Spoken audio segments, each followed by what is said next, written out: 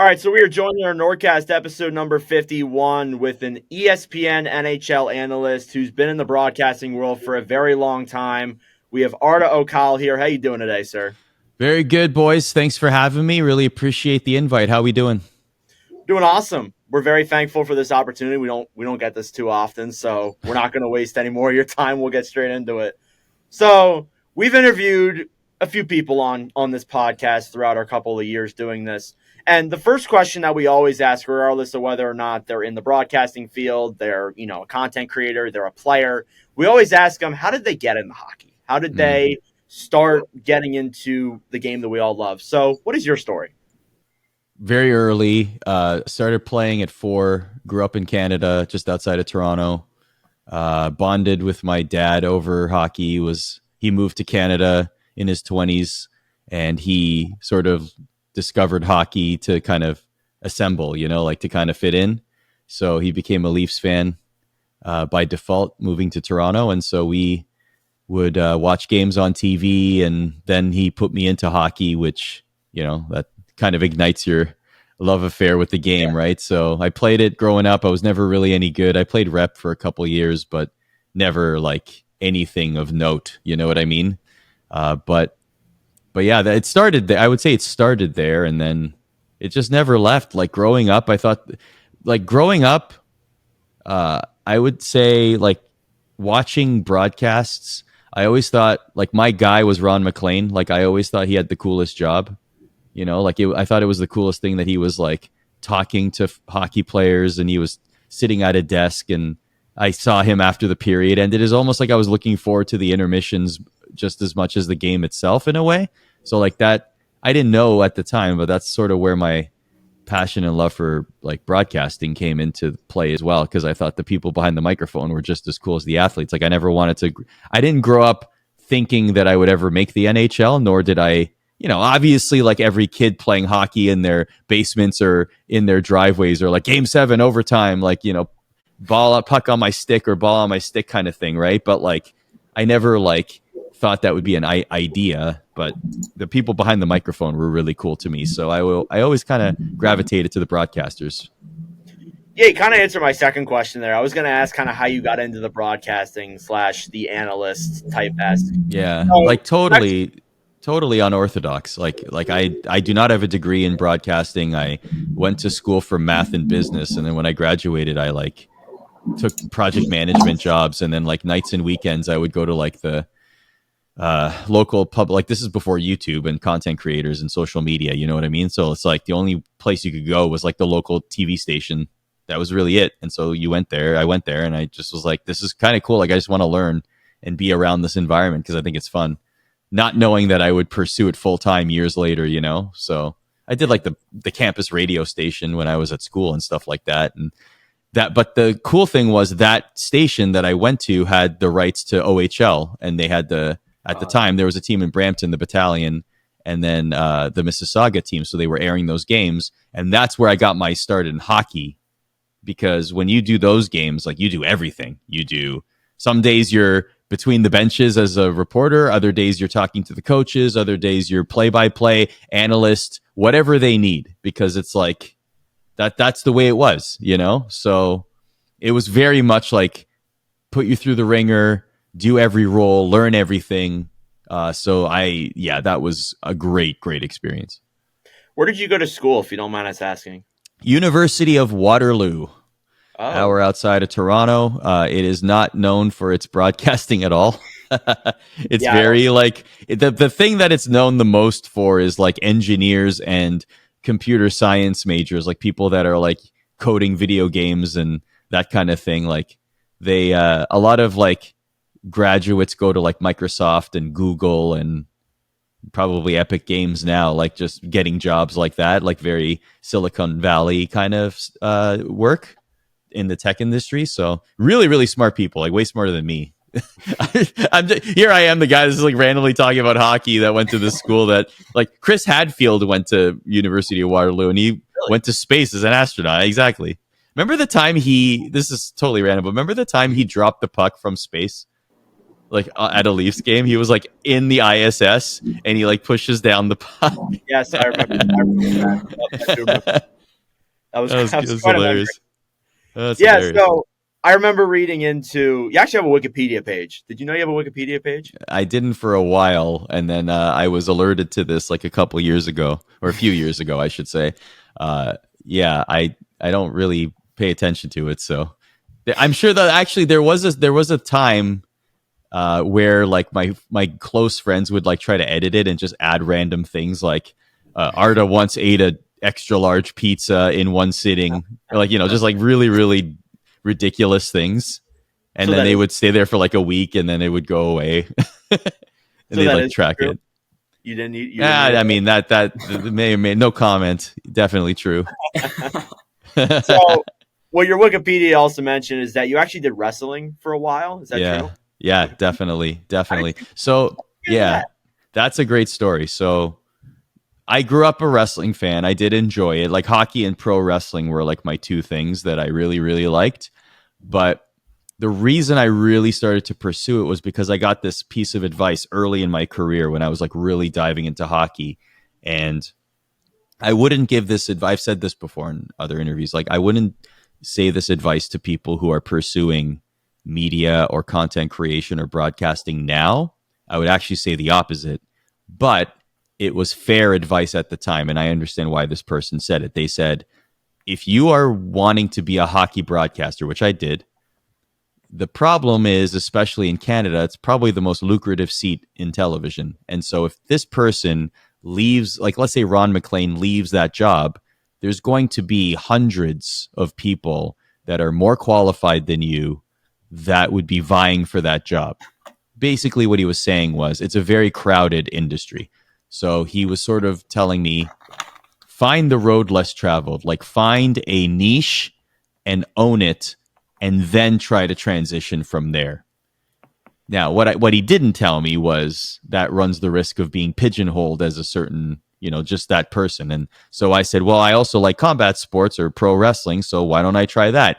So I started doing UFC content, WWE content, etc., and that eventually became my world for a little while. Like I still did OHL games and things like that, but I was really diving into the combat sports because I wanted to own that space and make a name for myself. And in the short term, he was right. Like I was able to gain steam more quickly in that space than I was in hockey, which would have been maybe for me anyway, like a more of a marathon, which I probably would have been wanted to go on, but still.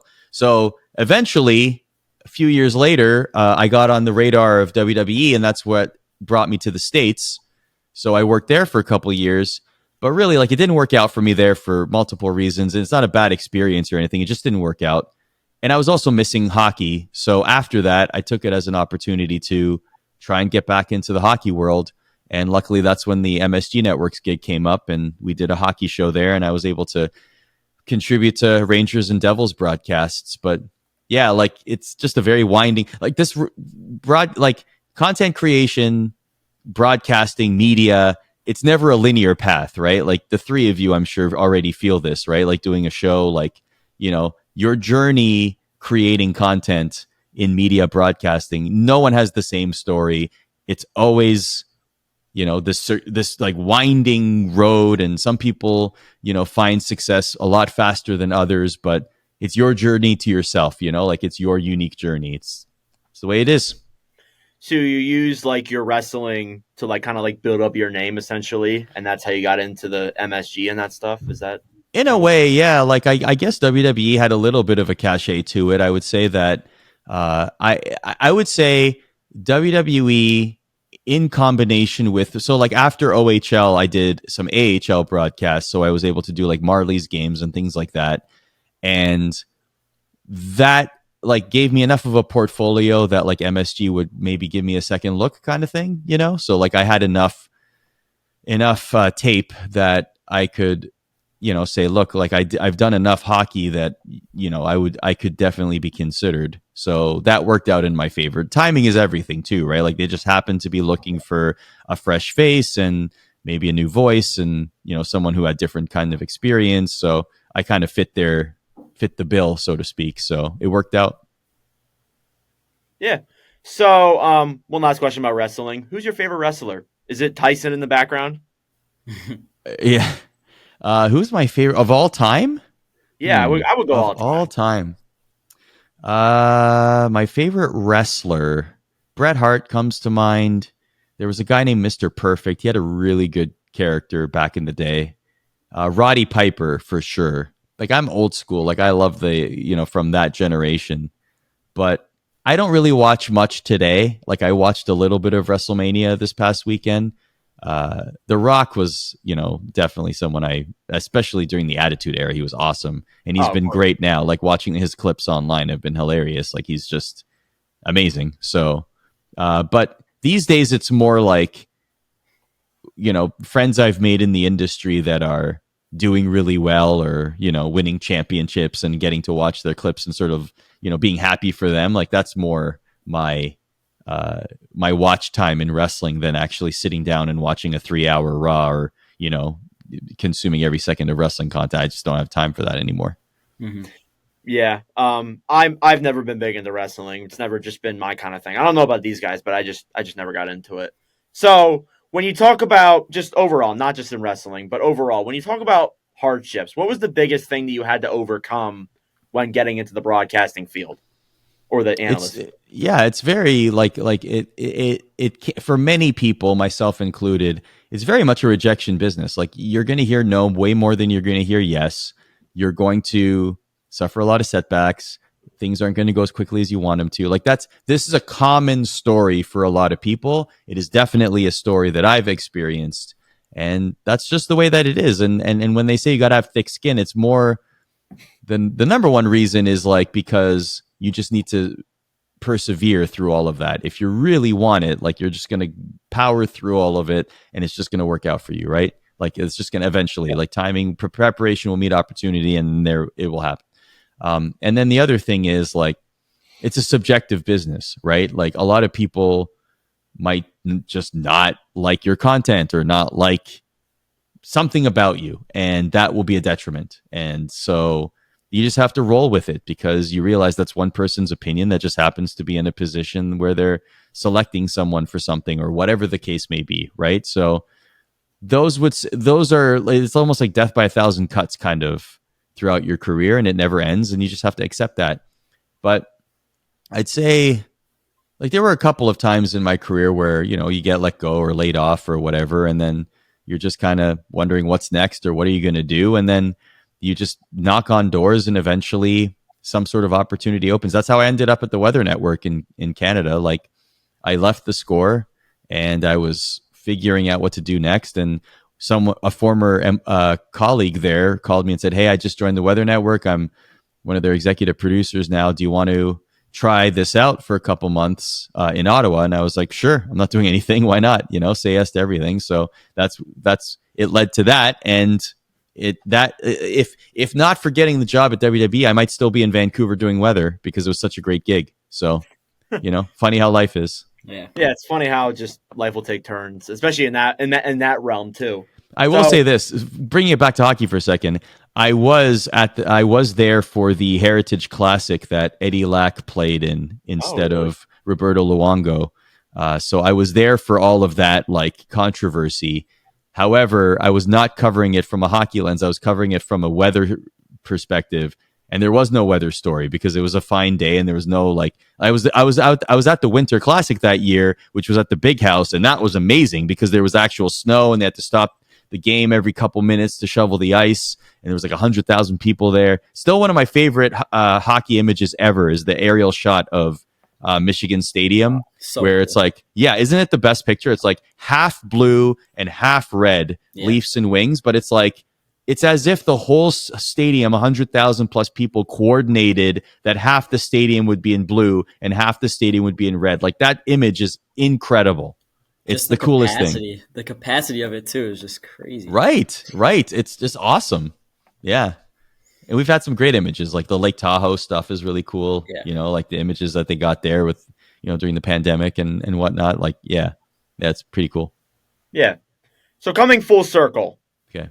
how did you get your job at ESPN? You might have mentioned that a little bit, but how did you get the job working for NHL and ESPN? So, well, the NHL part came later. So I started working with ESPN part time in 2016.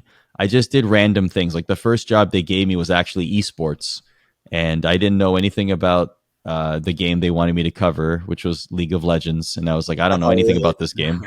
Yeah, I was like, I didn't know anything about this game, so I basically like studied up on it for a month, and then I went to MSG, and it was the world's happening. So I was there for 2 days, and it was great. It was a lot of fun. Like I was crazy atmosphere. It was a lot of fun, and so they just kept sending me to like gaming events, and then MMA. They started a podcast. They wanted me to host it, so I just did like odds and ends, like that kind of thing. And then finally in 2019, they hired me, and this was obviously before the NHL contract. So I was just doing things here and there, like contributing wherever, whatnot. And then when it was announced that ESPN is going to bring back the NHL, and the rights are back with ESPN, and it's going to start this season, whatever. Then I just raised my hand internally. I just said, hey, like I have this experience. I'd love to contribute. Then they started putting me on a show called In the Crease, just doing that, almost like a trial, so to speak, or like a test just to see how it worked out. And it luckily worked out for me. So then that season I started hosting games and a show called The Point, filling in on that. And I've been doing it ever since, and it's been awesome. Like if you had told me from 25 years ago that this is what I'd be doing, I'd be like, that's awesome. Let's keep doing that for the rest of our lives, because that's the coolest thing ever. So I couldn't be happier.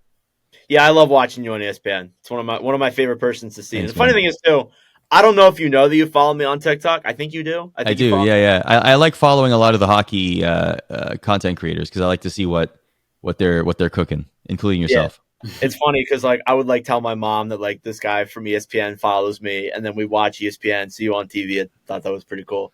All right, so I'll stop talking. My co-hosts do have some questions that they want to ask you related to ESPN. So I'll start with Carter. Carter, what were your questions to ask? Yeah, so obviously, first off, I didn't get to say thank you. Thank you so much for taking the time to come on here. It's really appreciated. Absolutely. But yeah, my first question, kind of what's been like the coolest experience you've had, like just through ESPN? Doesn't have to be hockey related, just kind of your coolest experience you've had through ESPN. We got to do some really cool content at All-Star for the last couple of years. It's been fun. I didn't get to go to the one in Toronto. I had to do content locally, but the Florida All-Star was a lot of fun. The thing is like a lot of my job is in studio, so like I'm usually in Bristol. I did get to do a couple of reporting gigs this season, which was awesome. I did one in Buffalo and one in Long Island, and they were great. And I hope I get to do more next season. It was a lot of fun. So those would be career highlights for sure at ESPN. With ESPN, like I've been to a lot of cool. Like I've done a lot of like random coverage. Like I did, like I said, a lot of gaming events. I did the NHL esports for a while, the NHL Gaming World Championship for a while. And with that, we got to go to Europe. We got to fly to Sweden and crown a European champion, which was like the coolest thing. So I don't know if I'd ever have taken an opportunity to go to Scandinavia. Otherwise, I probably should have it on the list, but like, it was awesome. So like to be able to do stuff like that, and make it, under the guise of work is, pretty surreal. So yeah, I'd say that there's been a lot of, fun experiences for sure. Yeah, those do sound like pretty awesome experiences to get to know on. So I got another question for you. Who is an NHLer that you find term box office, so like much must watch? Like there's obviously a bunch of guys who are just always, perform at their best, but who's like your guys that no matter what, if you're kind of sitting around or whatever and you have to watch these players? McDavid for sure. Tage Thompson last season was box office for me. Jack Hughes, when he's at his best, is box office to me. I mean, I also love the intricacies. Like I say Connor McDavid, but then he goes up against Cale Makar, and Cale Makar often makes him look normal, Yeah. Like he'll just like strip the... I remember a game where it was an Avs-Oilers game, and like Makar was like back, or like McDavid was on the flank. He was going to try to cut through to the center, to the middle of the ice, like right through to the hash marks. And Makar, with one hand on the stick, just sort of like flicked his lunatic and Oh, I think I know what you're dispossessed talking McDavid. Like just like it looked so effortless. And I'm watching this like you just did that to like the consensus best player in the NHL. Right. And think I like know what you're talking you're right, yeah. You know McDavid like when like he has the puck and when he like lowers his shoulder, you know it's like game over, right? Like Yeah. it's like he's going through 4 or 5 Rangers players or he's like, schooling the whole team or whatever. Like he does that shoulder thing where it's like, okay, he's going to go to 0 to 100 in like 0.2 seconds cuz he's like, lightning quick. Kucherov box office. There's a lot of like we have a lot of great stars in the league. Even last year, like Jason Robertson, like there's players that are really exciting to watch for many different reasons. Like this year, like who would have expected a season that we saw from Crosby this year? Seriously, and I'm not even kidding when I say this. If the Penguins make the playoffs, he should be the third Hart Trophy candidate for the season that he's had. He's been unbelievable. And if like he's not the best player in the league, right? Like obviously you can give that to McKinnon or McDavid, right? It's value to the team, pretty much. That's what I'm saying, Jack. Exactly. Like if the definition is most valuable to your team, and you take it's neck and neck Kucherov and Crosby. If the Penguins make the playoffs, you take Crosby off of that team. Is that team sniffing the playoffs? No, probably not, right? And Kucherov, what's the gap between him and the next closest Lightning player in points? Is it like 40 points or something? Like it's absurd. Yeah. It's absurd. Like that's like okay. But then again, you have I know I'm sorry, I turned this to a Hart Trophy conversation, but like then you have McKinnon who's never won a like that's also silly, right? Like he's on many nights he's the best player in the league. Like that's how good he is. But to me, he's like Kobe Bryant. Like he's like the Kobe Bryant of the NHL and that he is the most clutch guy. He's the clutch gene guy. He's the guy that like if you were to pick one guy, puck on the stick, late third period, you need a goal. I bet a lot of people would pick Nathan McKinnon because he's got that like Mamba mentality, Yeah. And we've seen that happen a lot.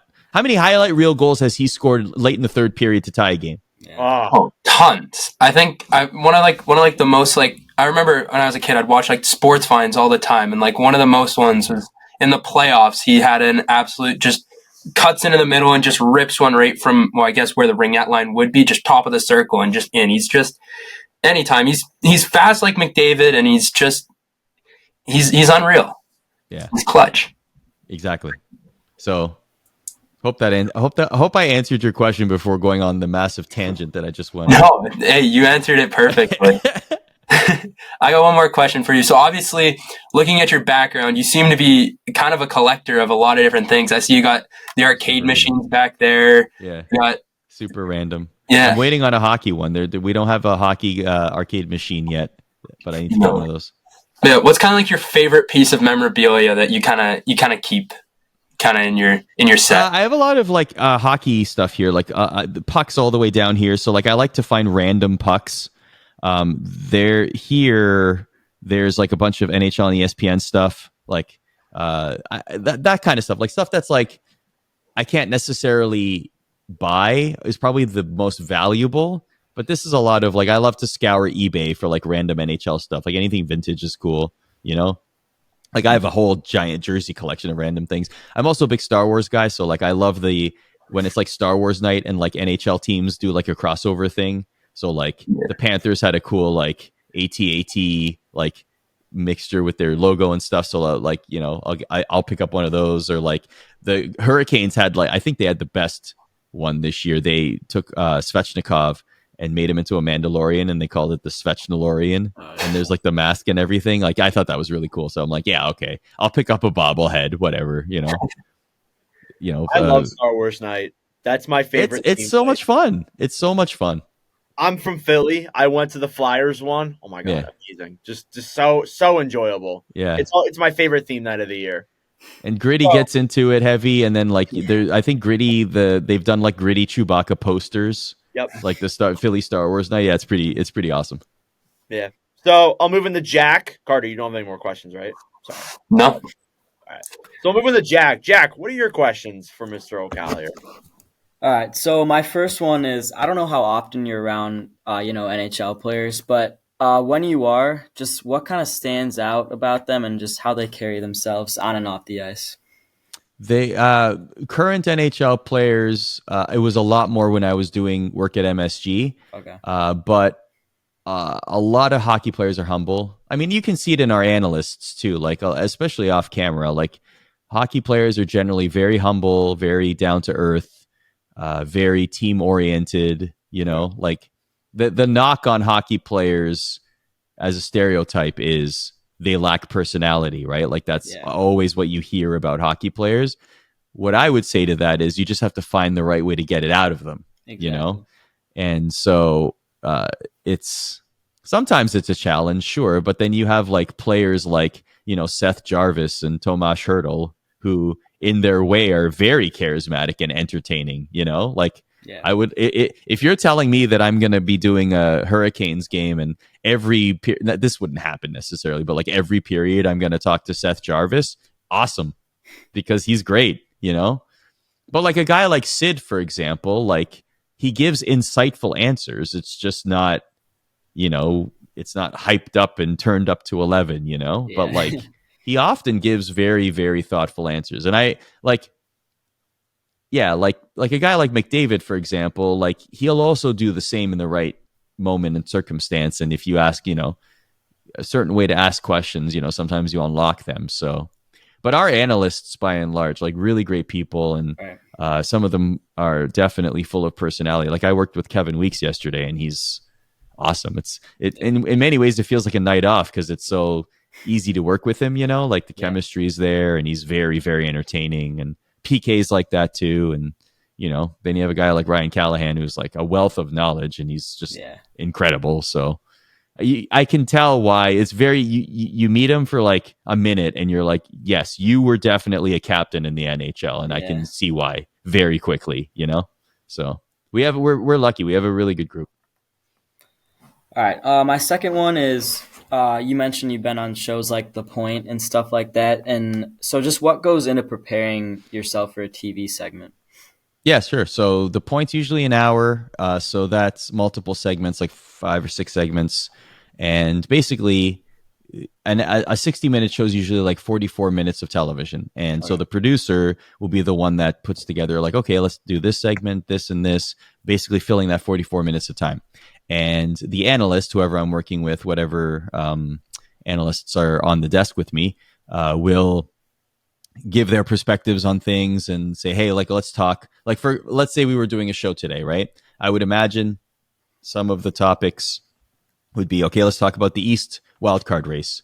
Who wants this second wildcard spot? Feels like it's a hot potato. No one no one wants it. It's like they keep it for a day and then it's someone else, and everyone keeps losing. And what's going on here, right? So then we'd go to the analyst and say, well, what angle do you want to take? Okay, well, we can ask a lot of questions. Why is this happening? Which teams want it more? Which team do you think is going to get it? Which team is going to be the biggest disappointment after all of this not making the playoffs? And then, you know, we can drill into things like, hey, Torts is, with Philly has been very vocal about his team, you know, getting to this point, but not getting there, or et cetera. And then the Patrick Waugh Islanders angle and the Detroit Red Wings resurgence angle. Like there's you can look at one story in multiple different ways, right? And you choose which ones you want to look at it through, depending on how much time you allot to that segment. Let's say it's a 3-minute segment. You wouldn't talk about all of those things, and you might pick and choose things that are relevant, right? Yeah. And then with The Point in particular, sometimes it's a pregame show, like it's close enough to whatever exclusive game that we have that night. So we'll focus on those two teams. Let's say, like, for example, on Sunday, Weeksy and I did Colorado and Dallas. So, okay, Central Division, is that the strongest division in the NHL? That's a possible question. Hey, these two teams could be meeting in the playoffs. Like, what can we expect from that? That's a possible question. Nathan McKinnon's in the Hart Trophy race. You know, let's talk about that. Like, you know, basically what you're doing is you're looking at the NHL, picking storylines, or in this case, specific teams, and picking things that are interesting to then put into the show. So then once I see, we have a thing called a rundown, right? So basically, I'm sure you guys have one for a show. I usually do it in bullet points or something like that, where it's like, okay, so these are the things that we're going to hit. And then what I would do is I'd say, okay, let me look at these things and just have a couple questions or a couple of like nice little tidbits to supplement this topic, right? And so ultimately, my job as the host is to tee up the analysts, the former players or the coaches or whoever I'm sitting with to succeed. They are the stars of the show, especially on a show like The Point. That is a magazine, like a talk show.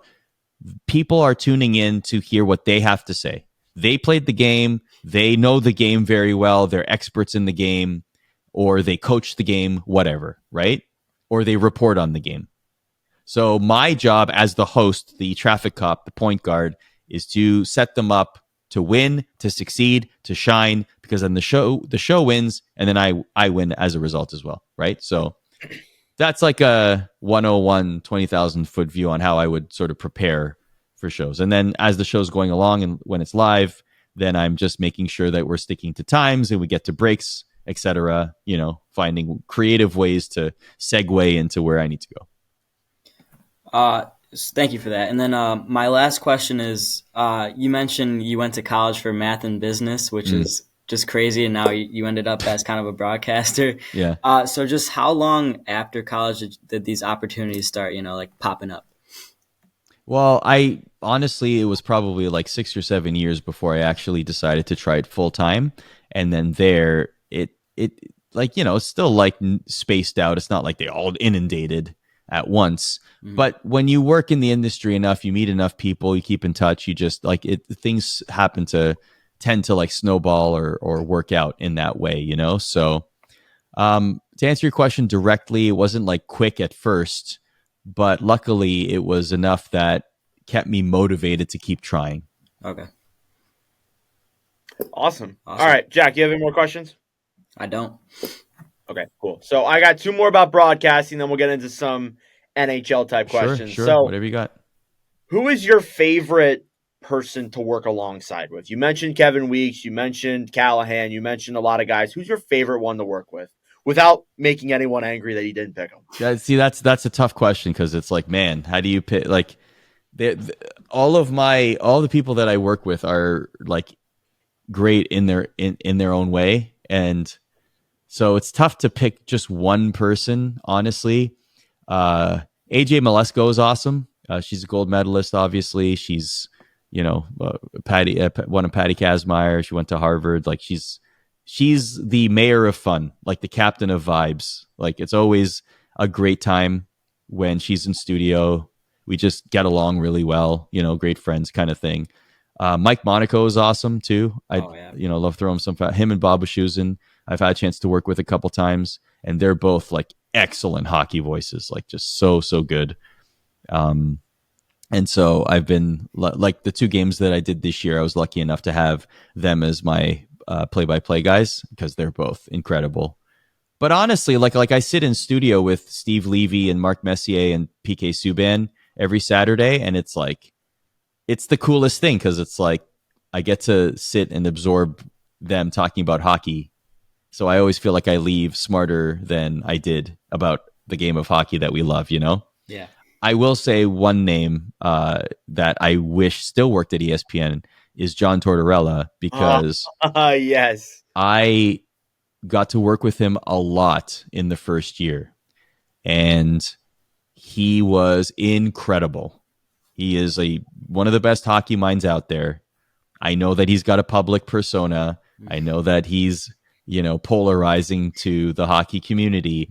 But to me, the way he treated me and the way that I was able to like learn from him, but also how we interacted off camera, like we talked about almost everything other than hockey. And so like my view of him is completely different and it's biased in a way because I was able to spend so much time with him.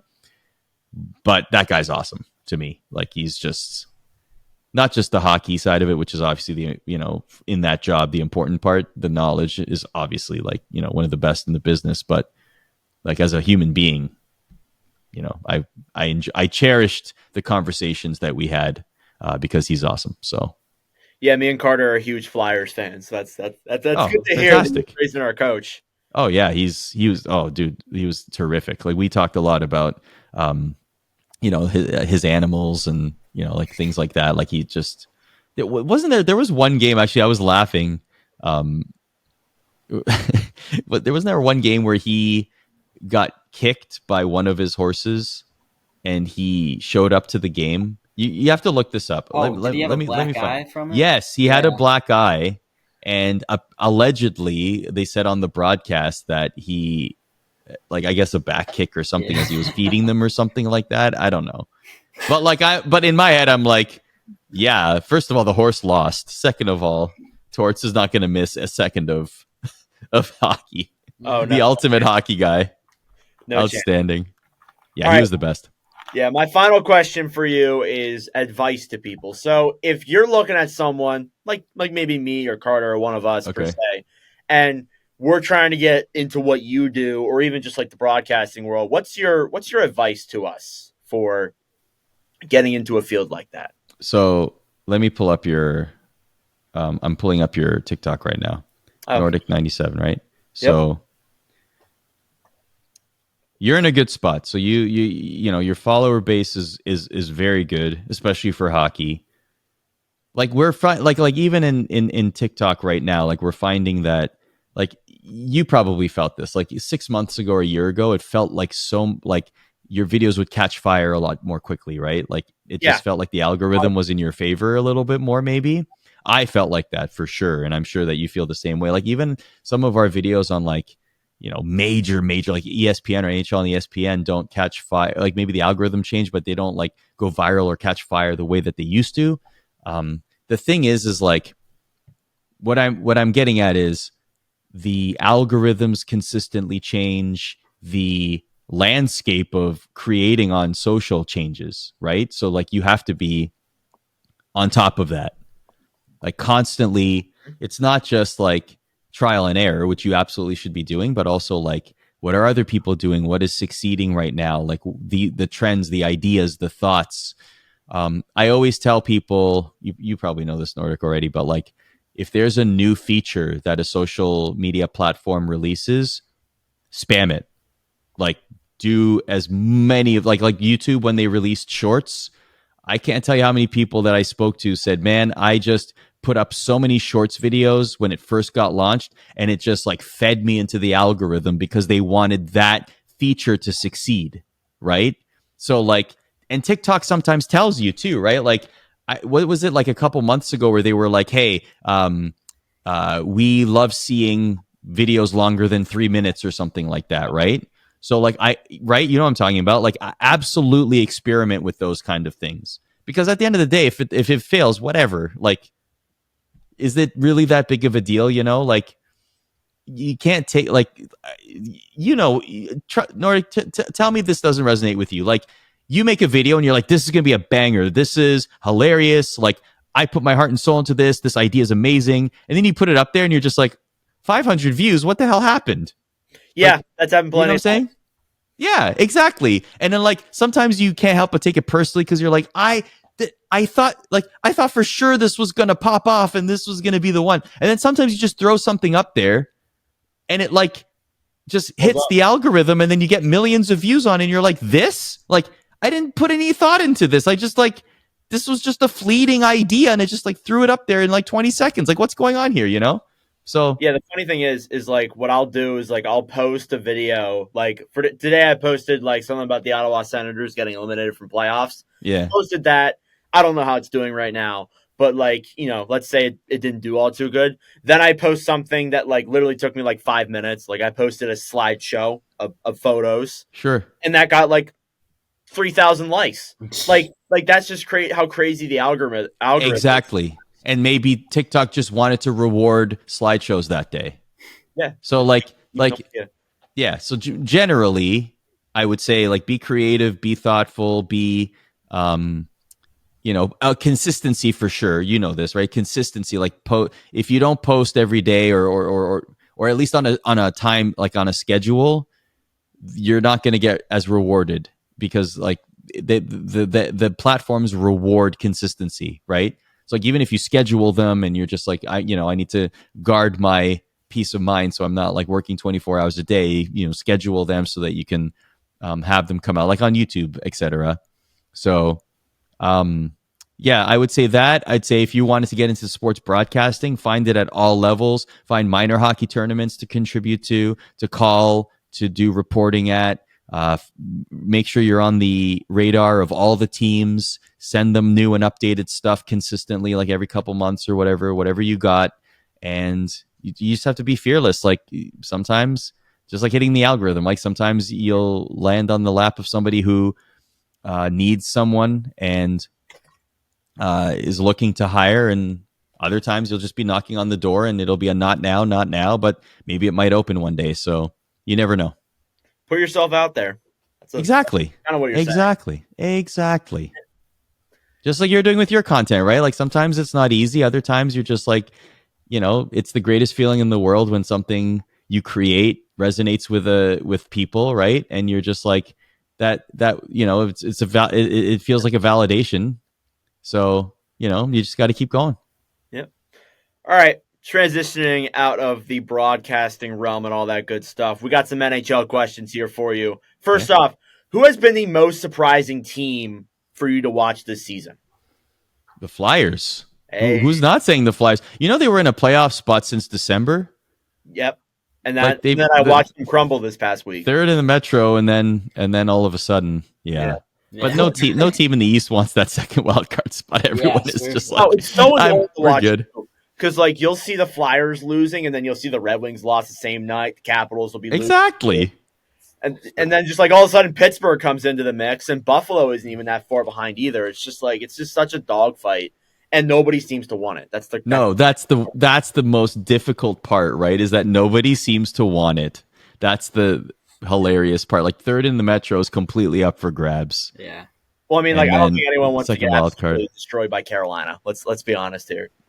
Yeah. I don't think anyone wants that's the first round matchups.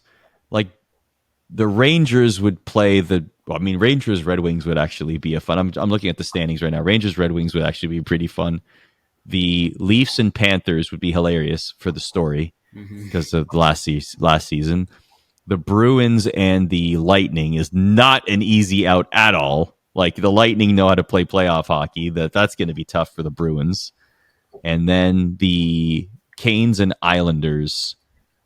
Yeah, the Hurricanes are a juggernaut. To me, like if you were to ask who won the trade deadline, a lot of people point to Vegas, especially with picking up Hurdle at literally 3:00 Eastern. But I say the Hurricanes, man. Like Gensel and Kuznetsov, and Gensel, he loves you could tell. I spoke to every member of that top line. They all just absolutely love it. They're like, the chemistry's already there. We're clicking. We're buzzing. Like, this is going to be awesome. It's like you could feel that already, The vibes are immaculate. Exactly. Who has been the most disappointing team for you this year? The Buffalo Sabres, the New Jersey Devils certainly come to mind. Yeah, I'd say those two teams. The Senators, too, on paper, you'd think they would have been a playoff team, right? But they haven't exactly been that. Obviously, they're not. But, they're just, I don't know, there's a lot of great players on that team. It's just not working out. But, yeah, the Devils, the goaltending, man. They could have, you wonder what would have happened if there was a fix earlier in the year, Yeah, it's just so disappointing. And I mean, they almost got Markstrom at one point in the season. Yeah, and then they're just couldn't make it work. But still, it's one of the biggest what ifs this year is what if the Devils actually had a legitimate goalie at the start of the year? What if? It's true. But unfortunately, they're gonna have to be saying what if out of the playoffs. So probably. They're not out yet. Fair enough. But probably 5 points out with 5 games to go or whatever. Yeah, they have to win out essentially, and then as well as that too, they gotta have hope the other teams lose too. Yeah. So coming into, I know you kind of just talked about it a lot, but with the Eastern Conference playoff race, who in your opinion is going to make it? I know it's just such a dogfight right now. It's changing almost every single day, but who's the team? I guess the two teams that you think are going to be a lock for it. The Hurricanes are my favorite to get out of the East, especially if they get solid goaltending. If Freddie Anderson's been amazing since he came back from his health issue, right? Yeah. So if he continues that in the postseason, that team's going to be dynamite. Like, I think we can all agree that a lot of the postseason is based on getting the hot hand at the best possible time. Absolutely. Look at Florida. Right? Look at Florida last year. Look at Florida. Exactly. They were down in that series. They could have easily lost, but they just struck fire, like ignited, and then all the way to the finals. Busting 10, boys. Busting 10. This is why I'm a little bit worried about Pittsburgh, because Pittsburgh's being bad right now. If they make it, oh my God. Like, I feel like they could go on a run. They could, and then with Sidney Crosby, it's tough to bet against that guy. 19 straight seasons at a point per game. Him and Gretzky, that's it. Unbelievable. Right? Unbelievable. Right? Isn't that insane? Like, the fact that it's almost unfortunate in a way that he's not, if I said he's one of the best hockey players ever, yeah, everyone would agree, right? But like, if you were to make a top 5, I don't know does he make the top. Like, it's so tough, right? It's so tough. Close, very close. Very close. He's just like there's so many names in there. Like, it's just difficult. There's a lot of good players. Gretzky or Howe Lemieux. That's 5 right there. Yeah. So or 4. Yeah. 4, and then awesome. that fifth one, yeah, like Messier. Like Lidstrom, like there's that. That we could spend hours debating this, but like, I'm just putting into context. Like, but Crosby, 19 point per game seasons, 3 Stanley Cups. Like, golden goal in 2010. Yeah. One of my favorite moments. Yeah. So, transitioning into the awards. Last episode for our podcast, we did our award ballots where we picked our picks for the awards. Yeah. We're just going to do the big 4, like the Calder, Norris, Vezina, such and such. Okay. So, who's your pick for the Calder? I think I don't even really need to mention this, but Bedard, I like the love for Brock Faber. Like, I love the Minnesota Wild love, I think he definitely put himself in the conversation with Bedard out. And I think the lofty expectations of Connor Bedard, I think people were expecting like a 100-point season or something because he had such high hopes coming into the season. And honestly, like, some of his games are incredible. Like, you could tell this guy's going to be a superstar in the league, right? Mm-hmm. But then the people that are not picking him are more like, well, he didn't have as good a season, etc., point totals, whatever, but I'd still give it to Bedard. What about Norris Trophy? You could go with Makar again, but there's honestly some guys in there who could make a pretty good case. Yeah, Quinn Hughes probably. He's probably up there, right? Makar, absolutely. Roman Josi too. Like, the thing is, Josi really cemented himself in that conversation with that Predators hot streak they went on, right? Since the All-Star break or whatever, they were just lights out and cementing themselves in the first wild cards or in the playoff hunt, right? So, yeah, Quinn Hughes, I say is still the favorite there. But if Roman Josi won, if the Predators make the playoffs, I'm not complaining too hard. How about the Vezina Trophy? The Vezina. Who would I give the Vezina to? Yeah, who am I giving it to? I don't know.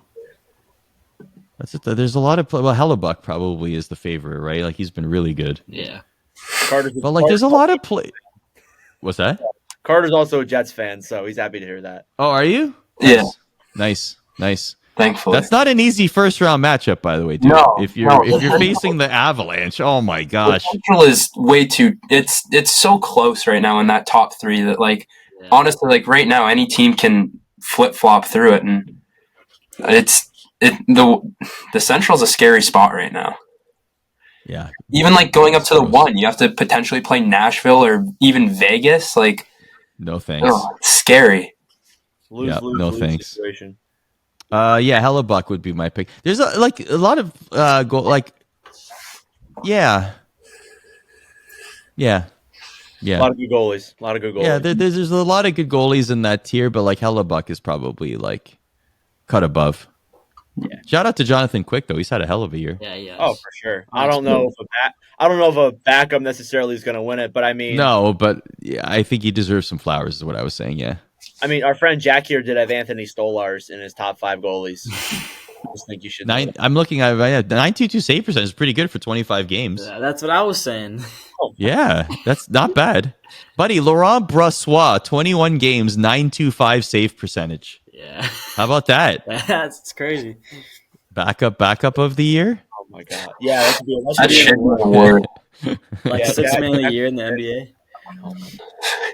And- all right. Last but not least, the Hart Trophy. Who do you have winning Okay. the most valuable player? We This talked is- about this a little bit. Yes. Okay, so again, I love saying this. The Ted Lindsay and the Hart Trophy have different definitions. To me, the Ted Lindsay goes to probably McDavid. Well, maybe McKinnon. McKinnon maybe, but McDavid probably because most, if not for the awful start that he had, he's easily winning the Art Ross again. He might hit 100 assists this season. Like, it's just funny. Like, last season, he's like, you know what? I'm going to score more. Okay, let me get whatever. How many goals he got? 60 or whatever. What did he get last year? He got something ridiculous. Something And around then- 60. Yeah. And then this year, he's like, I'm going to go back to passing. He gets 100 assists. It's unreal. like Connor being Connor, you know? But the Hart Trophy, dude, I think the way the voters will vote, McKinnon hasn't won one. So I feel like if there's ever a year to give him one, it would be this year because he's been so good. I think if he wins the Art Ross race, if he jumps over Kucherov, he gets it. I think that's what's going to happen. Kucherov has the point gap in his favor on his team. So he certainly is in the mix. And if he wins the Art Ross, maybe he will edge out McKinnon for that accolade. I believe it should be an absolute lock for McDavid if he wins the Art Ross.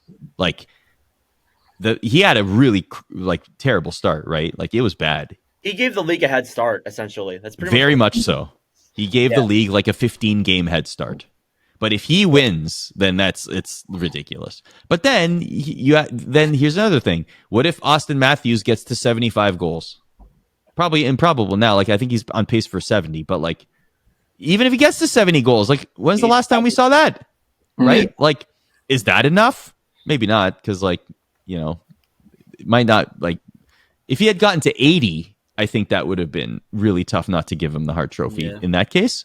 But that's where I would go. I think, but then again, the Crosby thing, like Taylor Hall a few years ago, who got the Hart Trophy when the Devils made the playoffs, right? Like Crosby, man, like he helps that team make the postseason with the season he's having Single-handedly. Yeah, the Hart is never a easy pick to make, even though you can just go with McDavid. But it's never been an easy pick, in my opinion, even with the good years of McDavid. So my final question, I don't know if the guys have anything else, but my final question is, what is your Stanley Cup final / champion this year? That might be very difficult. Leafs and Oilers. Oilers win the cup. Oh, Well, either situation would be great for hockey because either you're getting the biggest. So if the Leafs win, you're getting the biggest parade in hockey history, probably, right? Like, there's going to be like 6 million people at that parade. Yeah, that'd be insane.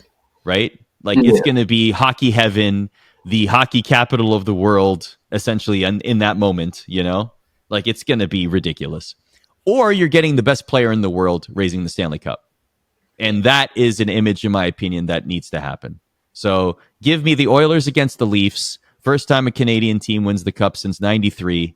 And it will be the Oilers winning the cup. so what you're saying is you want to see chaos in the hockey world? I do. What you're Very saying. much so. Very much so. Maximum full-on bedlam. That's what I want. Full chaos. Well, that's pretty much all I got. I don't know if you guys have anything else. Yeah, that was awesome.